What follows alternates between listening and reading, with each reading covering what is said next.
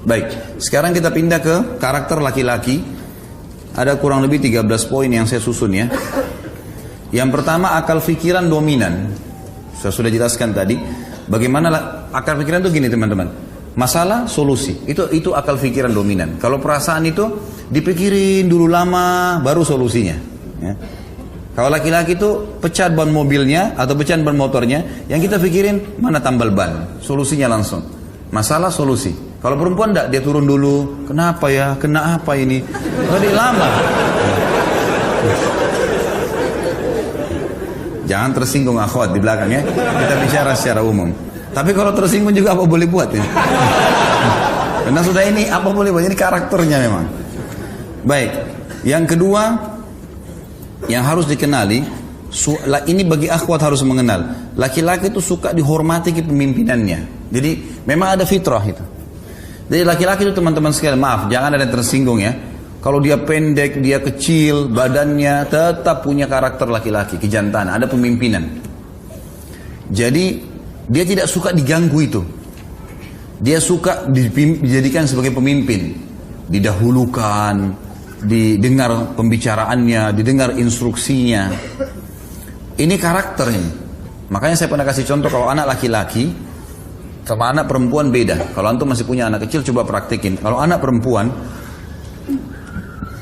kita berikan makanan teman-teman sekalian, taruh di piring, sedikit antum bukan dilempar ya, tapi sedikit disentak piring itu di depannya, silakan makan nak. Dia nggak akan tersinggung, dia tidak akan terganggu dengan itu. Tetapi kalau anak laki-laki dilempar sedikit piring itu, maka dia akan terganggu kepemimpinannya. Dia tidak mau makan tuh, walaupun anak kecil. Diambil piring, dibuang-buang nasi itu sama sendok, dia nggak mau. Seperti itulah, ada jiwa kepemimpinan, ada merasa pemimpin di situ. Kalau anak laki-laki, ini pernah saya pelajari dalam ilmu kejiwaan anak, teman-teman sekarang waktu masih belajar di Madinah dulu, ada satu dosen yang luar biasa cara penyampaiannya bagus sekali. Beliau mengatakan anak laki-laki itu contohnya, di antara jiwa kepemimpinan, dia selalu contohi ayahnya. Jadi kalau antum punya anak laki-laki, pasti dia selalu perhatikan gerak-gerik ayahnya, apa saja. Cara pakai sendalnya, duduk di mana, gelas apa yang dia pakai. Nah biasanya kata dosen ini, dan saya pernah praktikin memang betul itu terjadi ya. Jadi kalau ayahnya pergi, maka kalau ada adiknya, dia akan duduk di tempat ayahnya. Dia akan coba gunakan retorika bahasanya. Dia akan coba pakai gelasnya, gitu. Seperti itulah. Yang ketiga, suka dihormati keputusannya. Tadi kepemimpinan, dia ngambil keputusan, sekarang suka dihormati keputusannya. Yang keempat, tidak suka dihardik. Jadi kalau akhwat kita mau perbaiki, mau nasihatin suaminya, ayahnya, pokoknya laki-laki syarum termasuk anak laki-laki, jangan dihardik. Jangan langsung disalahkan. Ya. Kalau perempuan dikatakan, kamu keliru loh, perbaikin. Dia malah anggap itu perhatian. Kalau laki-laki nggak bisa begitu. Kayaknya kamu salah nih, gini-gini. Udah, langsung berontak. Ya. Maka tidak suka dihardik. Hardik itu berarti langsung menyalahkan ya. Yang kelima, tidak suka digurui. Walaupun dia tidak tahu, dia tidak suka digurui.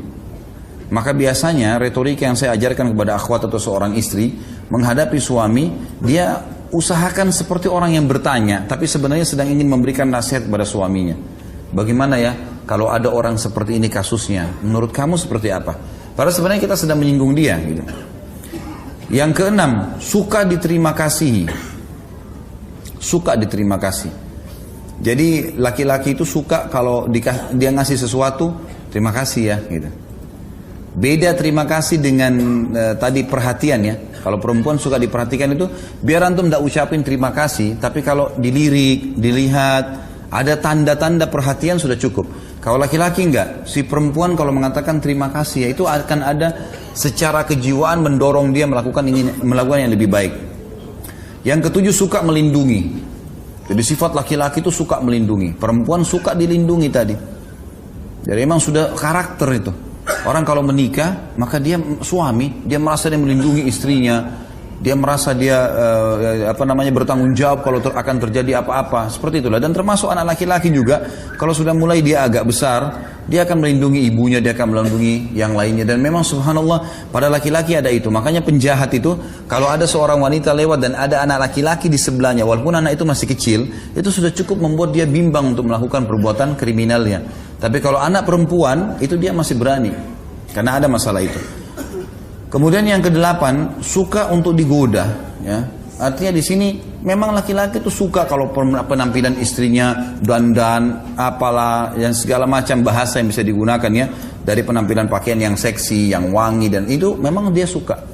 Makanya seorang suami, dia butuh itu di rumah. Seorang istri harus melakukannya. Dan hadis-hadis tadi saya jelaskan, wanita ahli surga, wanita yang bisa memberikan bahwa syahwat suaminya, dan itu adalah hal yang fitrah gitu. Tentu ini ada banyak poin dalam poin ke-8. Setiap poin ini ada rinciannya ya, tapi saya cuma sebutkan garis besarnya. Kemudian yang ke-9, suka mencium bau yang wangi. Ini ada pada wanita tetapi tidak seperti laki-laki. Kalau laki-laki itu dekat dengan istrinya lalu dia cium bau wangi, itu luar biasa pengaruh pada kejiwaannya. Dia selalu ingin mendekat, dia selalu merasa nyaman gitu kan. Kalau istri, suaminya walaupun baunya tidak wangi, tapi karena dia baik ya. Maaf ya saya belum mandi nih. Enggak apa-apa kok. Dia suka saja. Tapi kalau antum pulang ke rumah dekat baunya nggak enak istrinya, sudah menghindar. Itu sudah fitrah. Perempuan juga suka yang wangi-wangi, bukan berarti antum jangan tidak pakai minyak wangi ya. Tapi yang dimaksud adalah perempuan biasanya dia masih tahan dengan itu. Bau ketiaknya suaminya, pulang kerja loh, masya Allah baunya. Ya. Tapi dia masih bisa tahan. Ya nggak apa-apa, ini kan bau keringat suami saya, ini karena dia. Begitulah terbawa perasaan dia. Tapi kalau laki-laki nggak bisa gitu. Maka akhwat hati-hati ya di belakang, jaga. Nggak boleh ada bau sedikit pun, gitu, kecuali yang wangi. Ya. Yang ke-10, suka melihat keindahan seperti pakaian, rumah, tempat tidur. Maka ini harus menjadi sesuatu yang dibawa oleh akhwat kita. Yang ke-11, sulit memaafkan bila cemburu. Ini yang kadang-kadang laki-laki dominan. Dia sudah cemburu, itu bahaya sekali. Sasarannya terus ke target cemburu itu, gitu kan? Kalau misalnya istrinya pernah jalan atau istrinya pernah dilihat oleh orang, maka dia akan selalu orang ini seperti singa mengintai mangsanya. Ini pernah lihat istri saya nih. Udah itu terus menerus gitu, terbawa. Ini sulit memaafkan bila cemburu ya, dia sulit memaafkan. Dan yang ke-12 cemburuan, memang wajar. Jadi akhwat kita harus bisa faham masalah itu. Banyak orang mengatakan perempuan cemburuan, sebenarnya perempuan tidak cemburuan loh. Tidak cemburuan gitu. Dia hanya karena sayang sama suaminya, dia mau tunjukkan dengan cara itu. Tapi cemburuan sebenarnya itu ada pada laki-laki. Laki-laki, dan sebenarnya kalau dia cemburu pada hal haknya dia itu benar dalam syariat. Makanya pernah ada sahabat yang pulang ke rumahnya lalu dia temukan istrinya selingkuh sama laki-laki lain, lalu kemudian dia bingung harus buat apa. Dia datang ke masjid, dia mengatakan, ya Rasulullah, saya temukan istri saya selingkuh, apa yang saya harus buat? Maka Sa'ad radhiyallahu anhu keluar dari saf laki-laki lalu mengatakan, ya Rasulullah, kalau terjadi pada istri saya terjadi selingkuh seperti itu, saya akan bunuh keduanya, maksudnya saya akan rajam, hukum Allah berlaku. Kok bisa berani-beraninya berselingkuh, berzina? Kata Nabi SAW, apakah kalian melihat cemburunya Sa'ad? Dia itu cemburu, Sa'ad cemburu, kenapa kok istri kemudian masih bisa berzina? Gitu kan? Maka kata para sahabat, iya ya Rasulullah. Kata Nabi SAW, saya lebih cemburu daripada Sa'ad, dan Allah lebih cemburu daripada saya dan Sa'ad. Kenapa sudah dilarang masih dikerjakan? Jadi memang ada sifat cemburuan. Cemburuan sebenarnya itu ada pada laki-laki. Yang ke-13, mau didahulukan dalam segala hal. Ada bedanya sedikit dengan tadi kalau perempuan mau mendominasi ya.